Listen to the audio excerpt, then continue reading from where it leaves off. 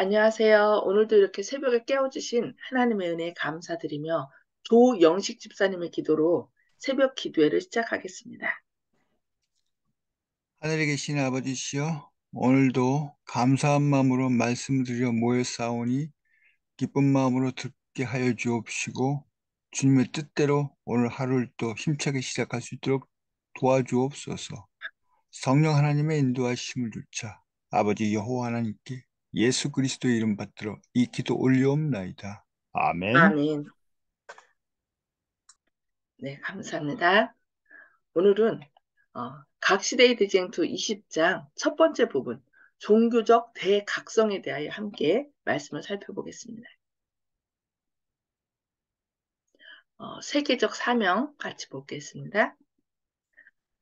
재림이 가까웠다는 선포와 함께 종교적 대각성이 일어날 것이라는 사실이 요한계시록 14장에 첫째 천사의 기별에 예언되어 있습니다. 또 보니 다른 천사가 공중에 날아가는데 땅에 거하는 자들, 곧 여러 나라와 족속과 방언과 백성에게 전할 영원한 복음을 가졌더라. 그가 큰 음성으로 가로되 하나님을 두려워하며 그에게 영광을 돌리라. 이는 그의 심판하실 시간이 이르렀음이니 하늘과 땅과 바다와 물들의 근원을 만드신 이를 경배하라 하더라. 계시록 14장 6절 7절 말씀입니다. 한 천사가 이와 같은 경고를 전달하는 자가 된다는 사실은 참으로 그 의미가 깊습니다. 지혜로우신 하나님께서는 그 하늘의 사자의 순결과 영광과 능력을 통하여 그 기별로 말미암아 성취된 사업의 고상한 특성과 그 사업에 수반될 능력과 영광을 나타내시고자 하셨습니다.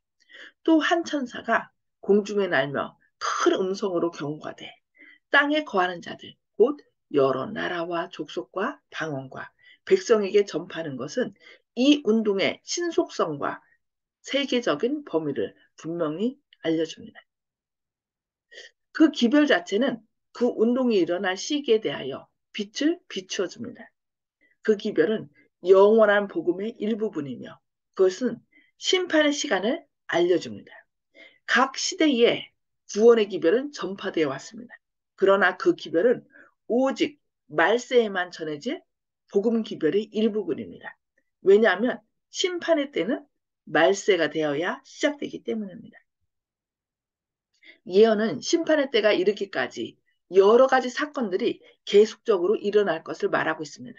특별히 다니엘서가 그 사실을 말해줍니다. 그러나 말세에 관련된 예언의 일부로서 다니엘은 그것을 간수하고 마지막 때까지 다니엘서 12장 4절에 얘기했죠. 마지막 때까지 봉함이 두라는 명령을 받았습니다. 그때가 이르기 전에는 그 모든 예언의 성취에 기초를 둔 심판에 관한 기별은 하나도 선포될 수 없었습니다.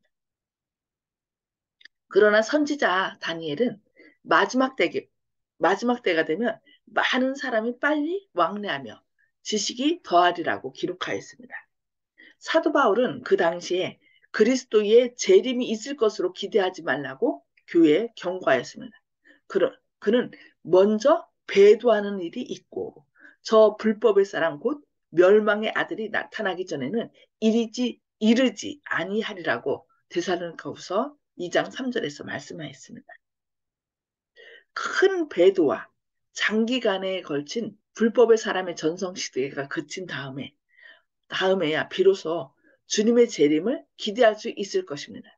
그런데 불법의 비밀, 멸망의 아들, 불법한 자라는 칭호로 가진 불법의 사람은 예언에 기록된 바와 같이 1260년 동안 최상권을 잡은 법안권을 가리키고 있습니다. 그리고 1260년의 기간은 서기 1798년에 마쳤습니다. 그러므로 그리스도의 재림은 그 기간 이전에 있을 수 없었습니다. 바울은 1798년까지의 신약 시대 전체를 그의 경고에 포함시키고 있습니다.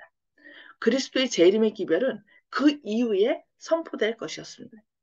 이런 기별은 과거에 전파된 일이 전혀 없습니다. 또한 바울도 그런 기별을 전한 일이 없었음을 우리는 알고 있습니다. 예수님은 곧 재림하실 것을 이제 재림하실 것이라는 확신은 이렇게 확실한 기별을 전했는데 그 때에 대한 거는 이렇게 알지 못했다는 거죠. 그는 형제들에게 주님의 재림이 먼 미래에 있을 것이라고 가르쳤습니다. 개혁자들도 그의 그 기별을 전하지 아니하였습니다. 마틴 루터도 심판은 그 당시부터 약 200년 후에 있을 것이라고 하였습니다. 그런데 1798년 이후로 다니엘서가 개봉되고 예언의 지식은 증가되었으며 많은 사람이 심판이 가까웠다는 엄숙한 기별을 전하기 시작하였습니다. 산업혁명으로 인하여 증기기관차라든지 나중에 비행기 뭐 이것저것 이렇게 발명되면서 더 빨리 왕래하게 된 것이죠. 16세기의 위대한 종교개혁처럼 재림운동도 각 그리스도교국에서 동시에 일어났습니다.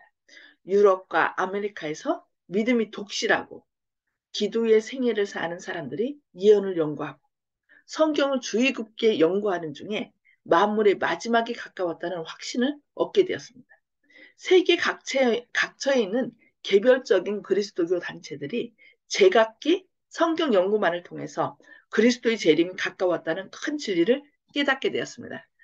그동안 저희가 윌리엄 밀러가 이 다니엘서를 예언 연구하고 또 예수님께서 곧 재림하실 것이라는 이렇게 기별을 전한 것을 이제 미국에서 전한 것을 들었죠. 근데 미국에서뿐만 아니라 세계 각처에서 각 개별적인 그리스도 단체들이 서로 연락한 것이 아닌데 각자 성경 연구를 통하여 재림이 가까웠다는 것을 깨달았다는 것입니다. 요셉 볼프의 소년시대에 대해서 살펴보겠습니다.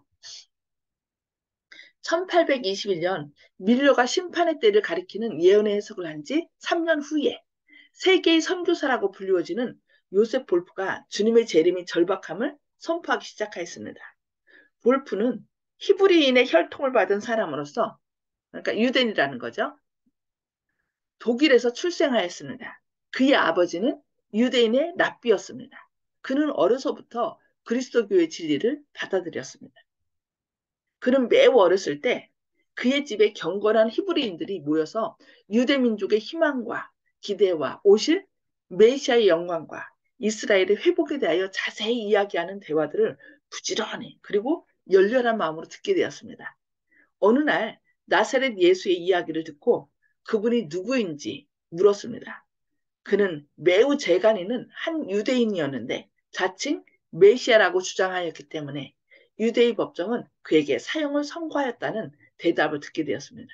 그러니까 아버지가 랍비였으니까 그러니까 유대인들이 예수님을 믿진 않았지만 거의 신약 학자 중에서 가장 유명한 사람들은 다 유대인들이에요.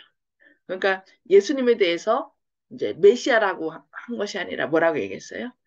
자칭 메시아라고 이제 유대인들은 예수님을 믿지 않았기 때문에 그렇게 대답을 한 것이죠. 그래서 그는 당시 그럼 예루살렘이 멸망한 이유가 무엇이며 우리가 자유를 잃은 백성이 된 것은 무엇이냐고 물었습니다. 그러니까 어린 나이에 이렇게 신앙에 관심이 있어서 묻게 된 거죠. 그러자 그의 아버지는 슬프다, 슬프다. 그것은 유대인들이 선지자를 죽였기 때문이다라고 대답하였습니다. 그 말을 듣자 그 요셉 볼프의 마음속에는 어렸지만 갑자기 아마 하나 예수님도 한 선지자였는데 유대인들이 죄 없는 그분을 죽였나 보다라고는 생각이 떠올랐답니다.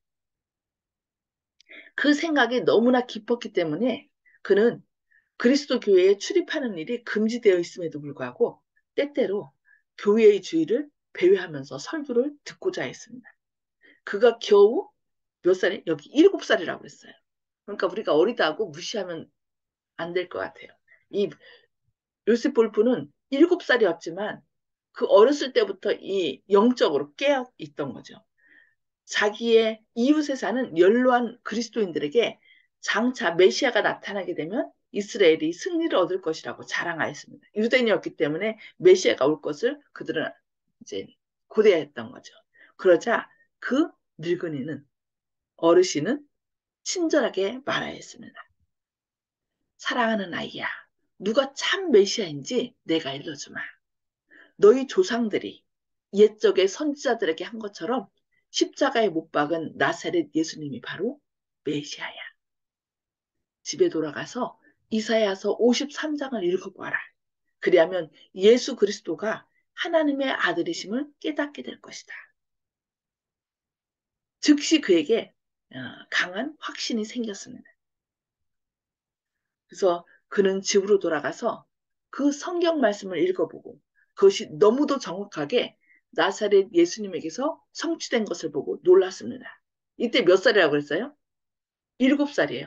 그러니까 만으로 하면 한국 나이로 하면 이제 8살이 되겠죠. 그러니까 우리가 어리다고 무시하면 안 될 것 같아요. 그는 그리스도인의 말이 참말이라고 믿었습니다. 그래서 그는 아버지께 그 예언을 설명해 달라고 요청하였답니다. 그러자 아버지는 아주 무서운 표정으로 잠자코 있었으므로 그는 그 문제를 거론하지 못하였습니다. 그러나 그 일은 그리스도교에 대하여 더욱더 알아보고 싶은 욕망을 일으켰을 뿐이었습니다. 예. 오늘 여기까지 말씀 보겠습니다.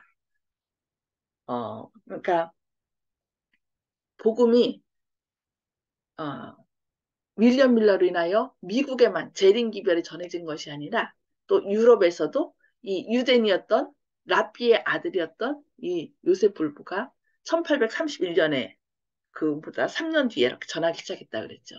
그래서 하나님의 성령으로 말미암아 말씀을 사모하던 사람들이 곳곳에서 일어난. 그래서 이것은 그냥 사람이 계획적으로 한 것이 서로 짜고서 한 것이 아니라 하나님께서 역사하신 일이었음을 우리가 오늘 또 역사를 통하여 배울 수 있었습니다.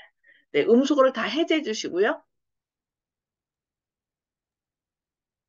말씀을 나눠주시기 바랍니다.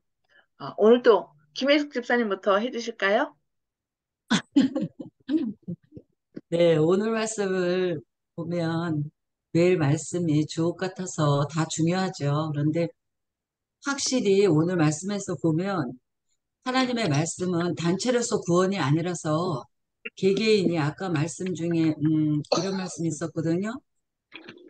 세계 각처에 있는 개별적인 그리스도교 단체들이 제각기라고 그랬어요. 제각기. 그래서 개인적인 성경 연구와 더불어서 기도 생활을 하면 할 때 하나님의 성령의 도우심을 받아서 제각기 각자에게 확신을 주신다라는 거, 이게 저 같은 경우는 가장 중요한 말씀인 것 같아요. 그래서 7살밖에 안 됐는데 그와 같이 됐다라는 것은 알고자 하는 어리지만 내가 진리를 알고자 하는 그 의문점 퀘션 그런 관심이 있었기 때문에 그와 같이 됐다라고 보거든요. 그러니까 나이 상관, 연령 상관이 없이 우리들도 성인이 되었지만 어떠한 관심과 어떠한 알고자 하는 그런 마음이 없으면 절대로 진리는 마음속으로 들어가지 않는다라는 거. 네, 그것을 느꼈어요. 감사합니다. 아멘. 네, 감사합니다. 네, 오늘 이윤경 집사님. 예, 네, 저 매번 이 말씀을 들을 때 기다림이 중요하고, 근데 기다림도 길지 늘 시대 가깝다. 예수님 곧 오신다. 그 말씀 자체가 우리 인생 각자의 예수님이기 때문에 내가 오늘 눈 감고 이 땅을 잠드는 날이 마지막이거든. 그렇게 나에게는 오늘이 내일이 될 수 있어요. 예수님 오시는 날이. 그러니까 오늘 잠들어서 죽었어. 그랬다가 깨는 수천 년이 지나갔더라도 깨는 날 예수님이 다시 깨우는 날 우리는 그날이 예수님 맞이하는 날이니까 그러니까 날마다 어떤 사람들은 언제 예수님 오신다 했는데 왔다 뭐 길다 뭐 이러는데 그 예전에 7살 때부터 예수님을 알았던 그 사람도 벌써 잠기 때문에 맞이하는 날이 예수님 오시는 날이기 때문에 굉장히 가까운 거예요. 우리 암만 기다려도 100년 되잖아. 그러니까 우리 준비시키기 위해서 그 날짜가 참 우리에게는 되게 가까운데 예수님은 뒤에 사람을 만들어 하는 하늘나라 갔다가 올라오고 이렇게 기다리면서 시간이 가는 것 같아요. 그래서 늘 내가 오늘 마지막이다. 오늘 예수님 오시는 날이다고 생각하고 사는 것이 우리가 마땅한 것 같아요. 아멘, 이상입니다. 아멘. 맞아요. 오늘 내가 예수님 재림 맞이한다라는 생각으로 살아간다면은, 뭐 어떤 문제가 있다 할지라도 내가 오늘 당장 죽는다 할지라도 그날이 예수님 재림을 맞이하는 날이죠. 눈 뜨는 날이 예수님 재림하는 날이니까. 네, 감사합니다. 네, 송숙복 집사님.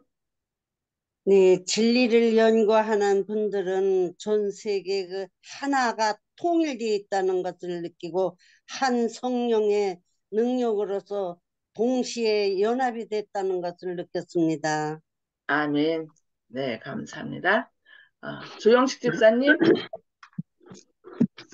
예, 항상 성경에는 우리가 구원받지 못한 이유가 여러 가지가 많이 설명이 되어 있는데요. 불의의 모든 속임으로 멸망한 자들에게 이 말이니 이는 저희가 진리의 사랑을 받지 아니하여 구원함을 얻지 못함이니라 하는 말씀도 있고, 하나님의 유혹을 저희 가운데 역사하게 하사 거짓 것을 믿게 하심은 진리를 믿지 않고 불의를 좋아하는 모든 자로 심판을 받게 하려 하심이니라 등의 여러 가지 말씀이 있는데요.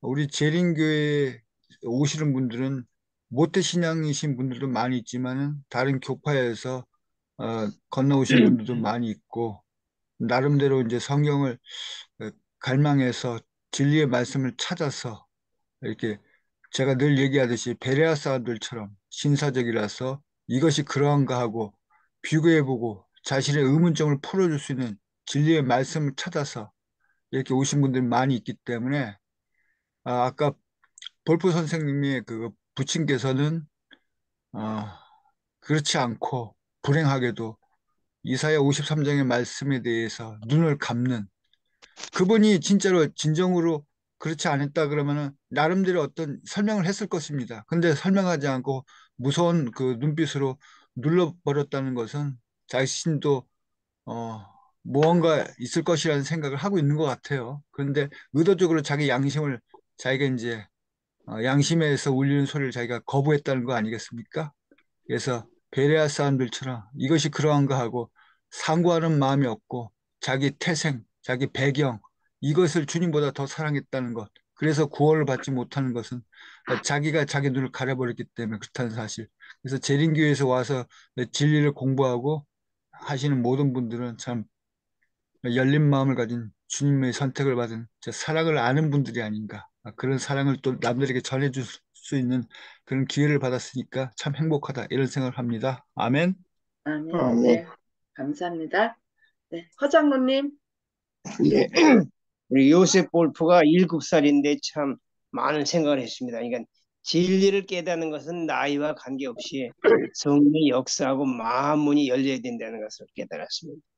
아멘. 우리가 자꾸 어리다고 어떤 애들은 이제 어렸을 때, 나 침례받게 해주세요. 그러니까 예나가 초등학교 1학년 때 이제 언니 예림이가 6학년 때 침례받았는데 예나가 자기도 받게 해달라고 막 그랬었거든요. 그래서 그때 아직 네가 어리고 정확히 모르니까 좀 이따가 하자라고 했는데, 이걸 보니까 제가 그때 좀 더 일찍 이런 것을 알았다면, 왜냐면은 그 성령에 의하여 역사할 때는 함께 해야 되거든요.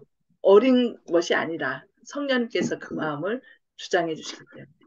그래서 다시금 저도 좀 회개하게 됩니다. 예. 그리고 우리 정봉옥 아버님.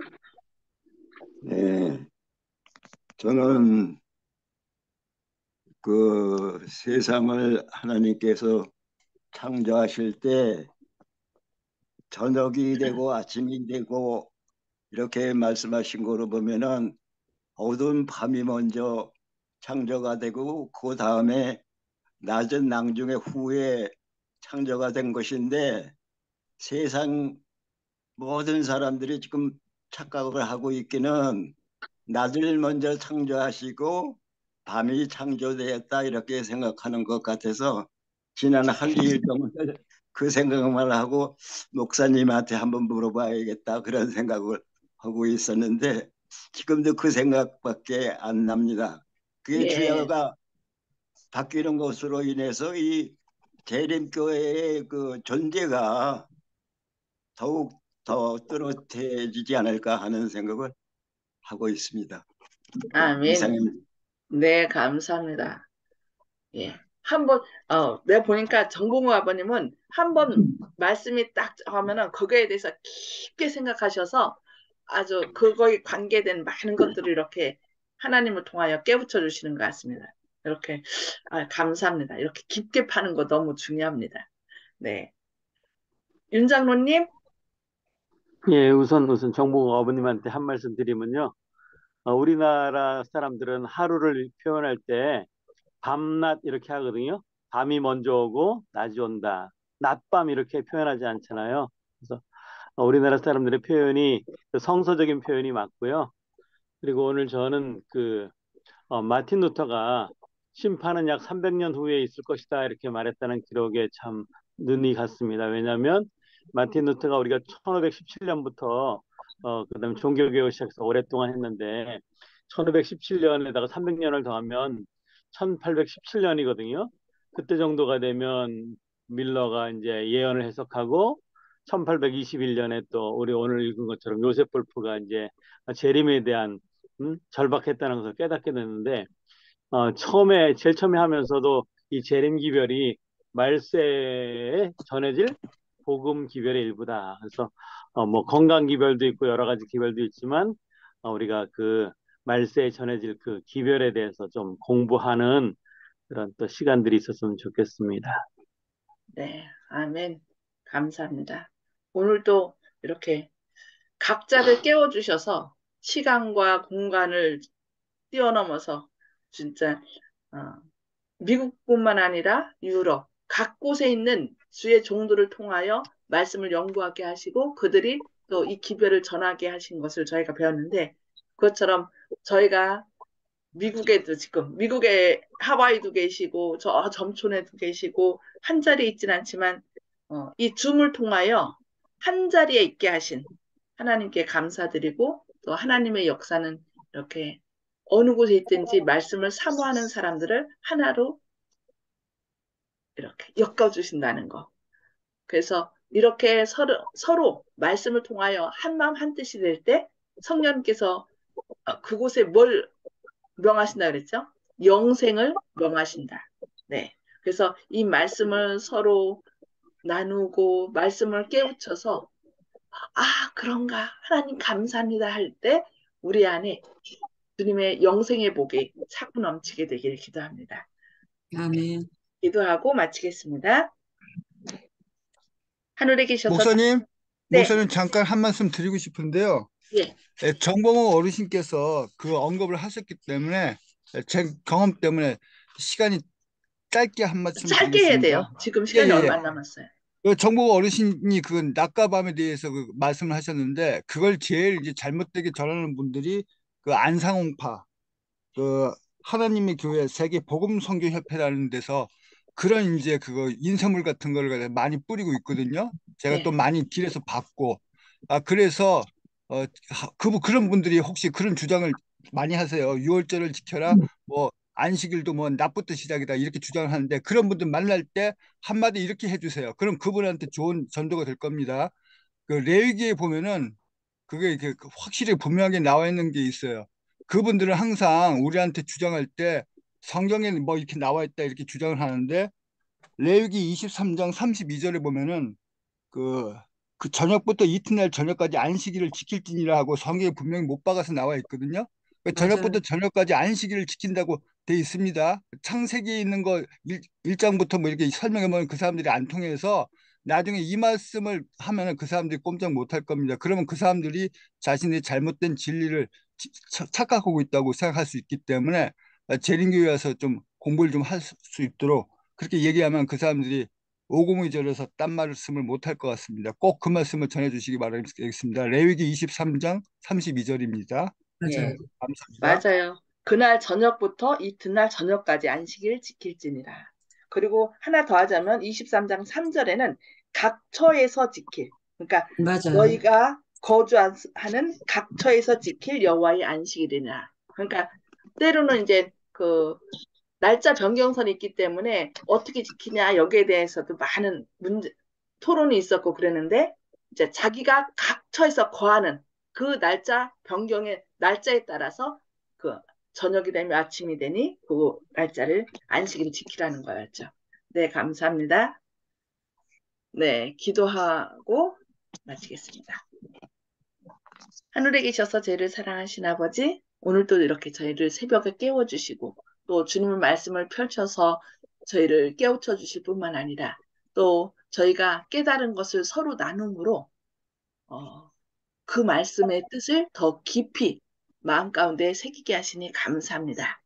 우리가 말씀을 들을 때에 그냥 듣고 마는 것이 아니라 그것을 마음판에 새기고 서로 이렇게 또 그 말씀에 더 가까이 나가게 하시고 또 그 말씀을 우리 삶에 적용함으로 주님의 영광을 드러내는 그런 아름다운 삶이 되게 하여 주시옵소서. 또 오늘 말씀을 통하여 이 기별은 재림 기별은 그냥 어느 한 사람이 꾸며낸 이야기가 아니라 성령의 감동을 받은 많은 사람들이 각 처에서 말씀을 연구하고 또 성령의 인도를 따라서 이렇게 말씀을 전한 것임을 저희를 깨우쳐 주시니 감사합니다. 저희도 있는 곳에서 저희가 깨우침 받은 그 말씀을 또 우리 주변 사람들에게 증거함으로 주님의 도구로서 또 오늘 또 최선을 다하는 저희의 삶이 되게 하여 주시옵소서. 오늘 또 말씀을 사모하는 주님의 자녀들 기억하여 주시고 또 여러 가지 처지와 질병으로 인하여 어려움 가운데 있는 주님의 자녀들 주님 능력의 발로 붙들어 주셔서 이런 위기가 오히려 주님의 사랑을 더 깊이 체험할 수 있는 그런 시간임을 기억하고 더욱더 힘내서 주님께 영광 돌리는 주님의 귀한 자녀들 되게 하여 주시옵소서. 주님의 크신 사랑과 은혜가 우리 각자를 붙드시고 일으켜 세워주실 것을 인하여 감사드리오며 예수님의 이름으로 간절히 기도드리옵니다. 아멘. 감사합니다. 네, 감사합니다. 감사합니다. 하나님의 사랑과 은혜가 함께 하시길 기도합니다. 힘내세요. 아멘.